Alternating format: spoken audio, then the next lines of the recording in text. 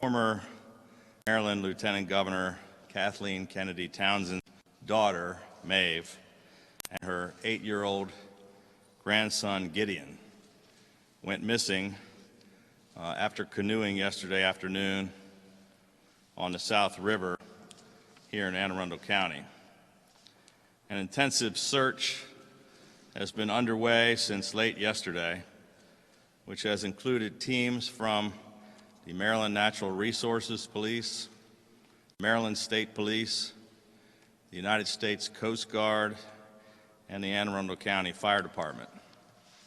I reached out to and spoke with Lieutenant Governor Townsend this morning, and on behalf of the people of Maryland, I expressed our most heartfelt sympathies and prayers to her and to her entire family during this difficult time. As of this morning, Maryland has 2,758 confirmed cases of COVID-19. The number of positive cases tripled in less than a week. There are positive cases in every single one of Maryland's 24 jurisdictions. 416 Marylanders who tested positive are currently hospitalized, 43% of whom are currently in intensive care. On a more positive note, 150 hospitalized patients have now recovered and have been released from isolation. In the past 16 days, 42 Marylanders have died from this deadly virus. There are now more than 5,500 cases in the National Capital Region, and 104 people have died in the Maryland, Washington, D.C., and Virginia area. There are more than 250,000 cases in all 50 states across America and 1.1 million cases in 204 countries around the world. Nearly 57,000 people have died.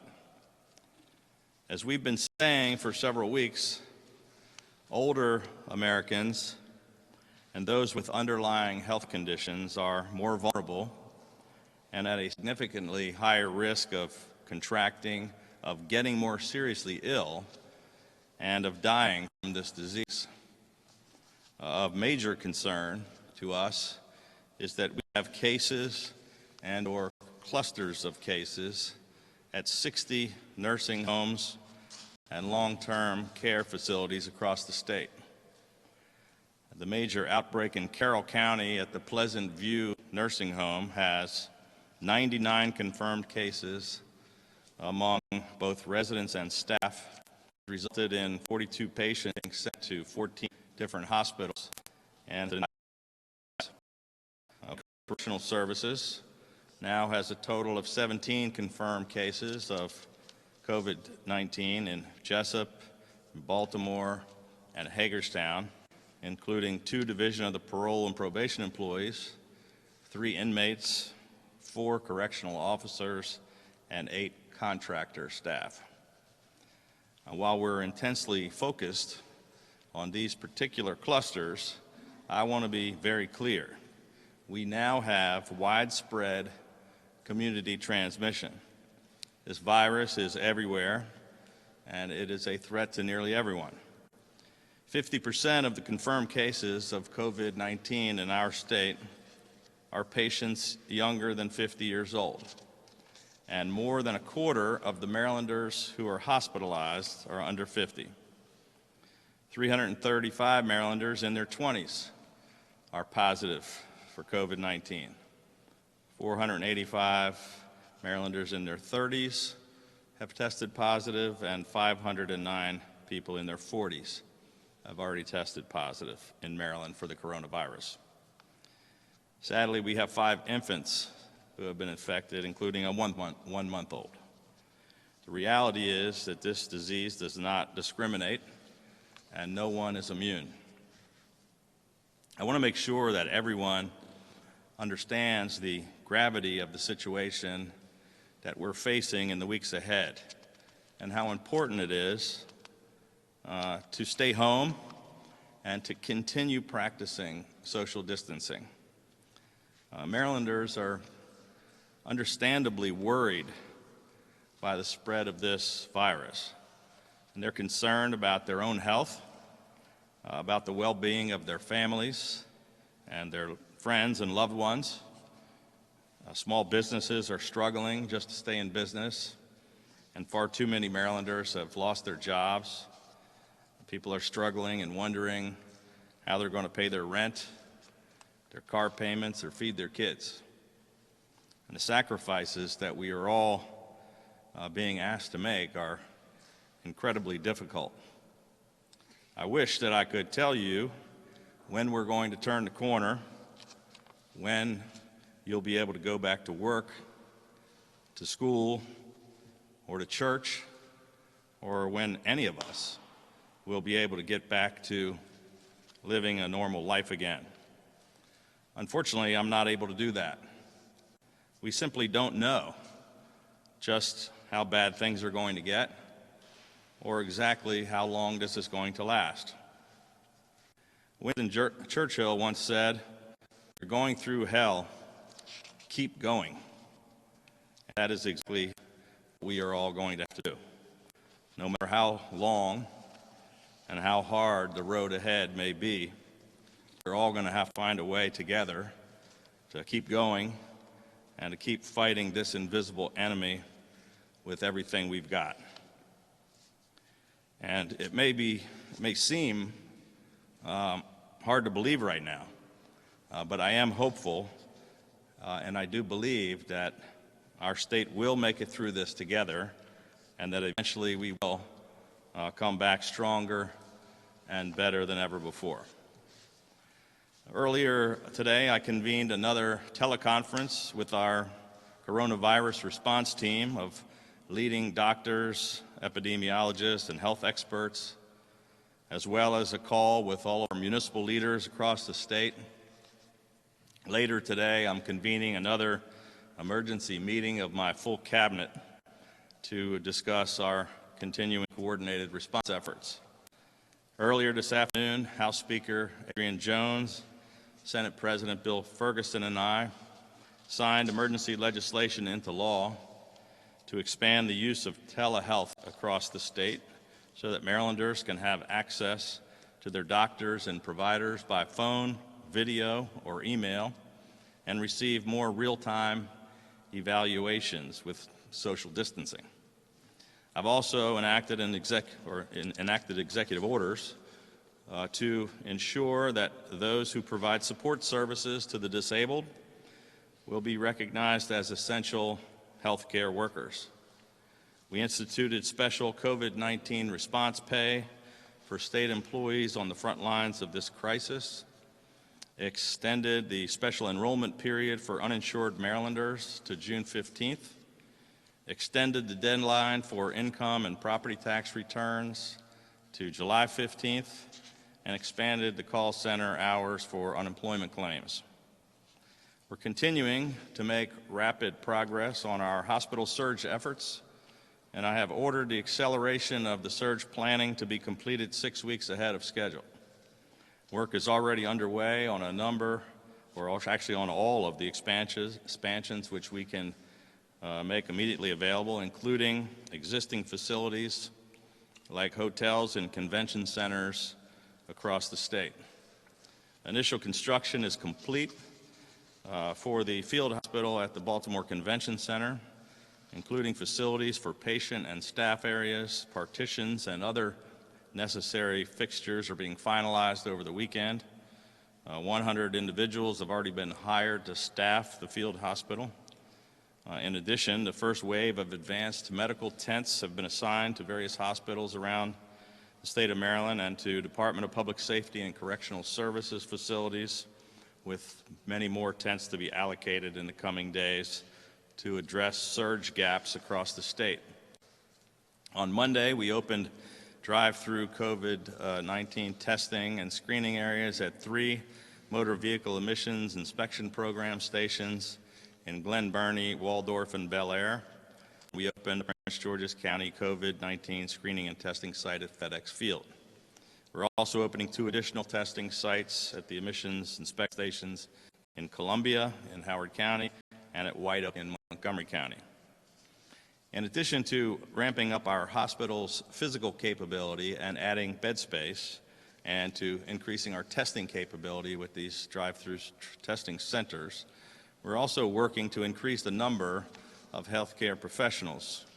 I issued an executive order 2 weeks ago to fast-track the licensing process for out-of-state healthcare practitioners and those with expired medical licenses. I also issued an executive order to provide more authority to designate emergency medical technicians and paramedics with special provisional status to work in clinics and field hospitals. This provisional status is now available to EMS clinicians and from other state students in EMS educational courses and individuals with expired EMS licenses and certifications. Last month, I activated the Maryland Medical Reserve Corps, a force of dedicated and trained medical and healthcare professionals ready to assist in a public health emergency. I directed the health department to immediately institute a program to allow medical students, nursing students, and medical technician students from our universities, colleges, and community colleges to be able to assist and be a part of this effort. Already, more than 5,400 people have signed up to be part of this initiative from every jurisdiction throughout the state. This spirit of service in Maryland is at its best, but we still need more help. And so I'm asking our first priority is saving the lives of thousands of volunteers. But at the same time, we're also facing another huge battle against catastrophic economics and avoided crowds and practiced this much-needed social distancing. Your actions and sacrifices are making a difference. And not only are you protecting your own health and quite possibly saving the lives of your family and loved ones, but also your neighbors and your fellow Marylanders. This Sunday is Palm Sunday, the beginning of Holy Week, and Wednesday is the beginning of Passover for those practicing in our Jewish community. In the Christian faith, we use this time to reflect on the sacrifice of one for the redemption of many. Regardless of your own faith or beliefs, each and every one of us is being asked to make sacrifices that may very well help us save the lives of others. While it is currently unsafe to gather in churches, temples, and other places of worship across the state, at noon this day, I am calling on all Marylanders, regardless of faith, to join together at home or wherever you are in a moment of prayer or reflection for those we have lost, those who are sick, and the doctors, nurses, clinicians, healthcare workers, and first responders on the front lines around the clock working to bring about a new dawn in our history. Together, give us strength and comfort to one another. Let us pray for each other. Let us pray for the great state of Maryland, for the United States of America, and for all the people suffering around the world. With that, I'm going to turn it over to our Deputy Secretary of Health, Frank Phillips.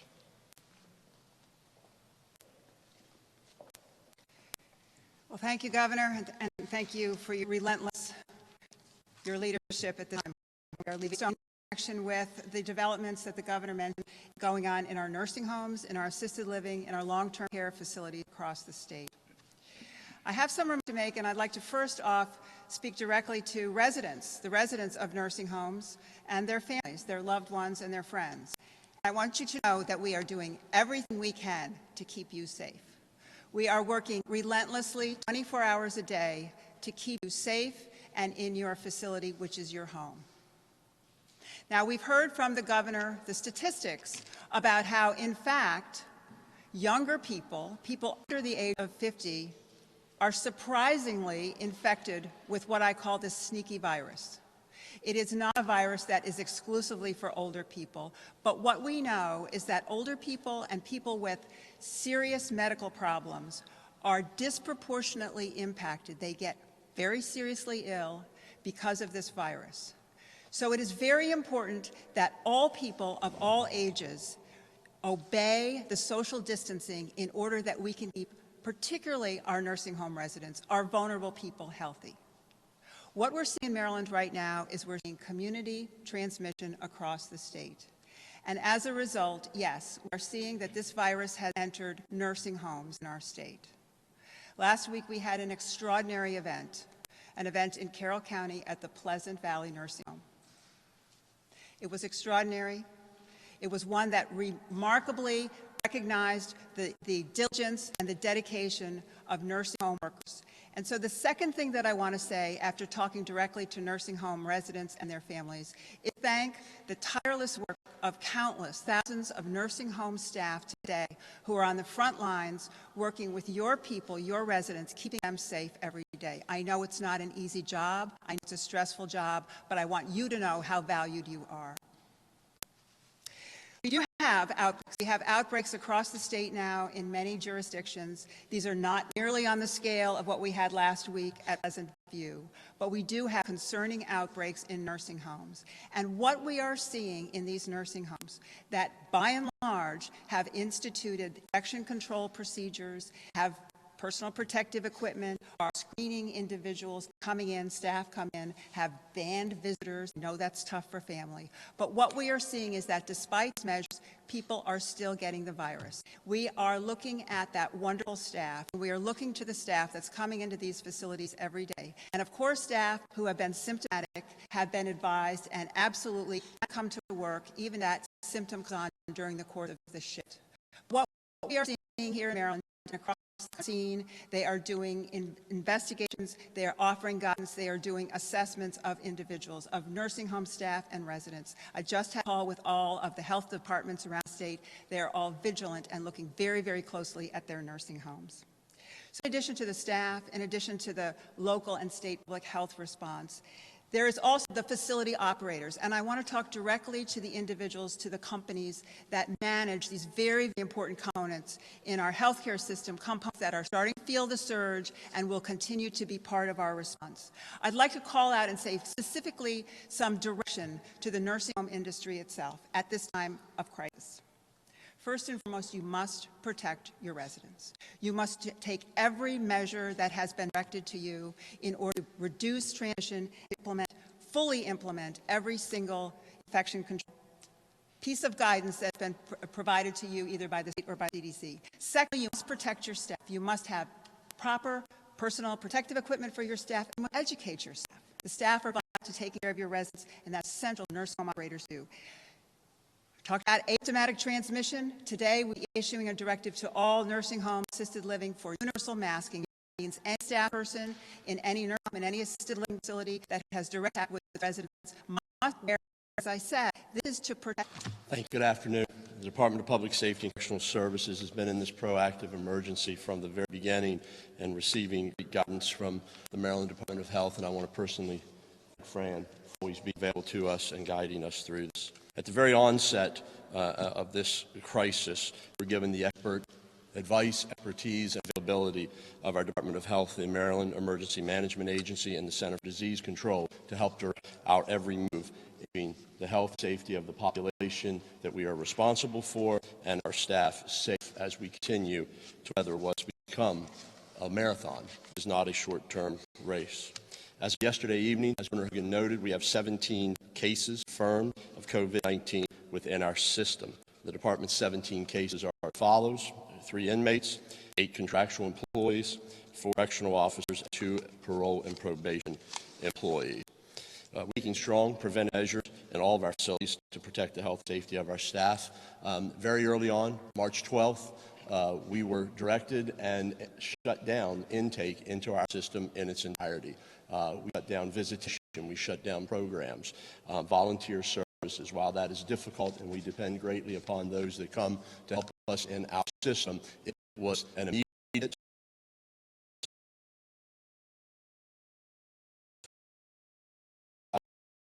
consistent with recommendations of the Health Department, Maryland Department of Health, and the Center for Disease Control. Required temperature checks and health checks for all of our staff at every entry point into our facility. We've shut down all entry points into our system. Again, individuals coming from county and local detention centers, I thank them for their cooperation in helping us slow the movement of individuals coming to our system, and we have done the same for them. Again, another key way in which we can control movement throughout our facilities and make sure that we keep the inmate population healthy. We've modified movement to include meal services and how we do that to protect individuals. We've implemented telework for many of our staff. Our parole and probation staff are now on telework priority and managing their cases with enhanced supervision into the community utilizing telework. I'd like to highlight some work of our Maryland Correctional Enterprise. This is one of the top 10 enterprise programs in a correctional facility within the country. And we're started ramping up 2 weeks ago, making products that our community needs, we need, so that we can lower our burden on the supply chain. So as to date, our Maryland Correctional Enterprises has stood up and are making gowns. These are not disposable gowns, rewashable gowns for our staff in our system and for us to also provide into the community. We are making face shields, the acrylic face shield. We have manufactured to date 5,000 of those and have cut enough product to manufacture 50,000 face shields that we will be able to send into our community to help our healthcare professionals. Masks. As the governor spoke about masks, and Fran as well, we have manufactured to date 4,000 masks, and we're on track to keep that going as long as we need to. But those are masks for our staff and masks that we can also deploy into the healthcare field. Most recently, as of 11 p.m. last night, we finalized our hand sanitizer operation and are now producing 41 cases of 16-ounce bottles of hand sanitizer, a product that has the right ingredient and alcohol level to make sure that it kills the virus on individuals' hands. We all know that that is a much in need product, and we are pleased to be able to do that. And I think this is important to note that the population, the individuals that are involved in these work programs, are pleased to be doing this work, this service for their community, their families, and their hospitals around our state. So I want to thank them. I want to thank Maryland Correctional Enterprises for being so innovative and responsive to what they are doing. Further, we've rolled out video visitation across our system for the inmate population in this human crisis to stay connected to their families. We've stood up free phone calls for the inmate population to stay connected to their families as well. We have a hotline for families that are concerned about their loved ones incarcerated in our system, and I'd like to provide you that number. That number is 410-769-6419. That hotline is answered by a live operator 24 hours a day, and we'd be happy to assist you and get information that you may need. And finally, I want to just recognize and thank the incredible work of the men and women of the Department of Public Safety and Correctional Services in these very trying times. They are there, they are present, their focus and mission of public safety is in the forefront of their eyes, their focus, and what they're doing. I could not be more proud of the men and women of the department. Thank you. At this time, I'll turn it over to Dr. Salmon, our Superintendent of State Schools. Thank you, Terry, and thank you, Governor, for your incredible leadership. Since the announcement of extended school closures last week, our school systems have worked continuously with our staff at the Maryland State Department of Education to activate their plans for the continuity of learning. I am so proud to say that we're building comprehensive plans for the continuity of learning in a massive scale never before experienced. Discussions continue on how to move forward with key decisions that affect our students and school communities on a number of issues, including graduation requirements, assessments, certification, and a baseline of standards which need to be met by the end of the year. We are working with local superintendents on a daily basis to develop guidance on these issues. I encourage all students and parents to continue utilizing the resources shared with them with their local school system's website and also the Maryland State Department of Education's website. We have maintained and continue to grow a robust operation for the provision and delivery of meals to school-aged children throughout Maryland. Just in the last week, we served more than 880,000 meals to children at 619 sites set up across the state. This is nearly double the amount from the previous week, illustrates successful and monumental efforts by the nutrition staff at the State Department, local school systems, food services personnel, and also volunteers. We made the decision early to expand sites for meal distribution regardless of the eligibility of students, and now with the rapid increasing unemployment and with a waiver from U.S. Department of Education, any site can now be approved to provide meals to children. We continue to explore additional options in order to limit numbers of interactions while providing meals. The seamless transition to comprehensive grab-and-go service has been a tremendous example of the dedication from our food service directors and providers across the state, and we are confident that these efforts will throughout Maryland about the status of tuition payments, preservation of family slots at child care programs that have closed or are currently only serving the children of essential personnel. I understand the anguish and concern from families that the prospect of continuing to pay tuition in order to maintain a slot in a child care facility for the future or paying tuition for child care services they are receiving is not reasonable or tenable given the stressful circumstances many find themselves. We are working on a solution to provide financial relief to families during the state of emergency and will also allow them to maintain their status in the child care facility to which they send their children when we return to normal operations. We strongly encourage child care facilities to be flexible in enforcing contract provision against families while the child care facility is closed due to the COVID-19 state of emergency. This pandemic has had a significant impact on families across the state, and many are experiencing severe hardship. During this time of emergency, we must seek to work together and strive towards equitable outcomes. We hope to have a plan forward very soon and will work to a fair, reasonable resolution for families and for child care providers. Thank you. Well, thank you. Let me be happy to take a few questions, but first, we also have with us Tiffany Robinson, who's our Secretary of Labor, who we can have her answer any questions you may have about the unemployment or some of our financial programs we talked about. I just want to say I mentioned earlier that I'm going to have another emergency call with our entire cabinet. You heard from some of the leaders of our agencies here today. I just couldn't be more proud of not only these leaders of the agencies, but the people that work for them on their teams. I mentioned, we talk about the healthcare workers on the front lines and the first responders, but there are true heroes in every single one of our agencies that are working around the clock to help people under unbelievable circumstances. And I just want to thank all of the people that are under very difficult circumstances, really working hard to try to help people in this time. And we thank all the state employees that are for everything they're doing. And with that, I'm happy to take some questions.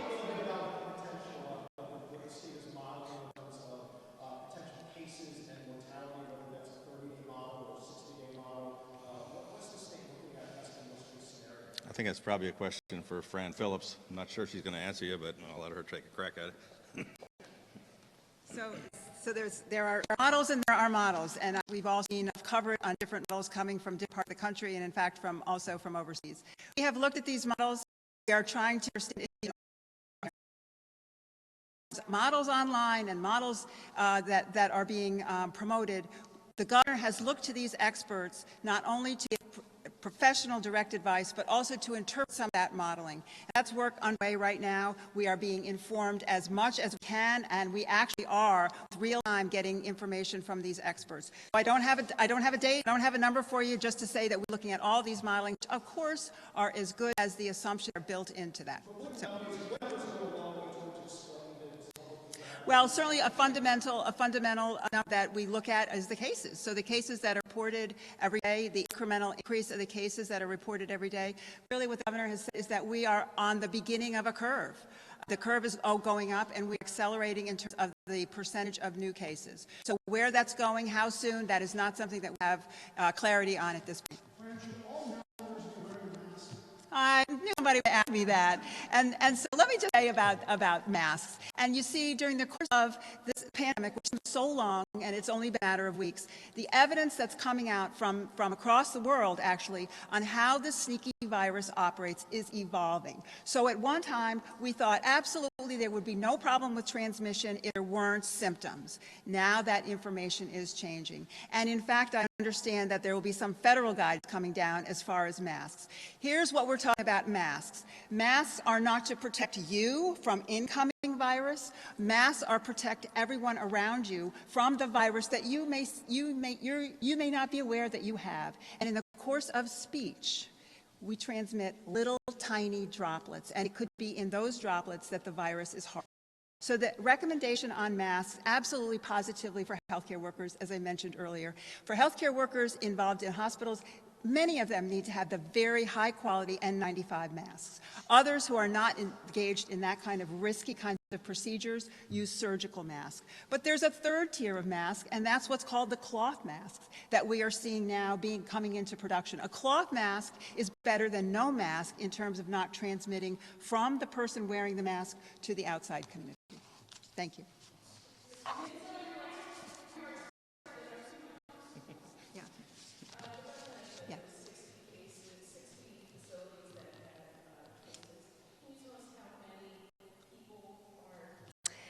Yeah, I can give you some information. It's from earlier this morning, and I want to stress that this is changing. This is a changing situation. We do have 60 nursing homes that have evidence of virus in the nursing home. And so for a nursing home, actually the technical definition for an outbreak is one confirmed case, right? So we have 60 nursing homes as of earlier this morning that reported at least one confirmed case. Of those 60, 46 had somewhere between 1 and 4 cases. So that's what we got as of this morning. Another 12 have higher levels of that, between 7 and 10 cases. And then, of course, there's that outlier, which is Pleasant View, which had an extraordinary number of cases. Now, I will say that it's important that we smother these nursing homes with infection control, everything that we can do as far as investigation and interrupting that transmission. But do not think that that virus is only in those nursing homes. So what we see now is, as the governor said, this is evidence across the state of community. This virus is here, and it's in our communities.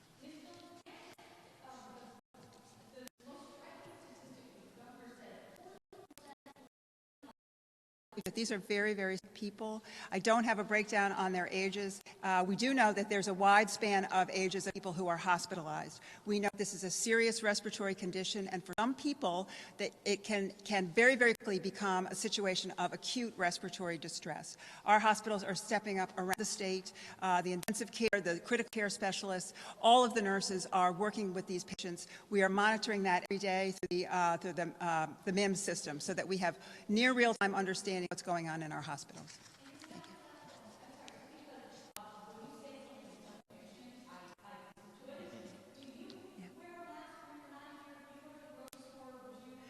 Yeah, thank you. I haven't been to the grocery store in a month and a half, and that's a little delightful. But I think you're raising a very good question, and I think now our understanding of this virus, first of all, how prevalent it is in our communities, and how important it is that we keep social distance. This is 6 feet. This is 6 feet. This is 6 feet. And that's the kind of separation between you and someone who might inadvertently be carrying a droplet. Wearing a mask is not a bad idea. Wearing a mask is protective. What is important to say is that the most critical place for these masks to be is on the faces of healthcare workers. So while we continue to have a shortage, and we are working through every possible channel to bring in all the equipment we need to protect ourselves, we need to prioritize and make sure those very, very heavy-duty medical masks are reserved for hospital workers.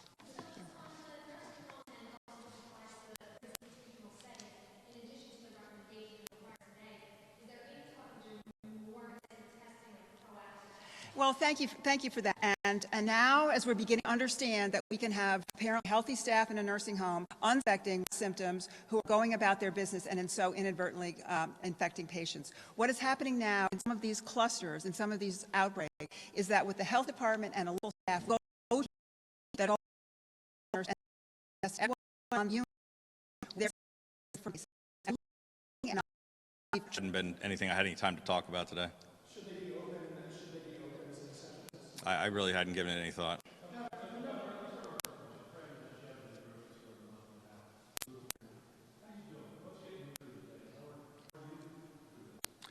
I think we're all running on adrenaline. You know, this is just an unprecedented crisis that none of us ever imagined that we would be put in this position, but we know how much is at stake, and we've got the lives of 6 million people on the work that we do. So, you know, I'm doing fine.